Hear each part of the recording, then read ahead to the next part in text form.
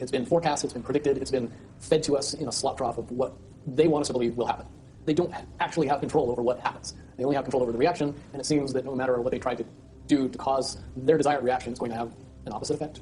Much, much easier for me to explain today what that process is as opposed to back then. If I had to give it a name, I would say it's the awakening process. It's an evolution of consciousness that cannot, will not, and no matter what decisions or possibilities are injected into the equation, eventually it all resolves down to us all learning the truth and becoming aware of this massive dam of lies that has been built that keep us from knowing massive volume of information that we should otherwise possess. That's essentially what happened with Looking Glass. Not only did they not want people to use it anymore because they knew it was just going to burp out the same thing, but at the same time they didn't want anybody else to know what it was saying. I'm sure. Because that information was a monumental concern when I was in the military about how to prevent this inevitability. Now, at first I thought it was end of the world. Now I see end of the world as end of their world. The biggest cherry on top of all this conversation would be a synopsis to say that if I could convince everybody out there that, for all intents and purposes, what we believe to be true eventually becomes true.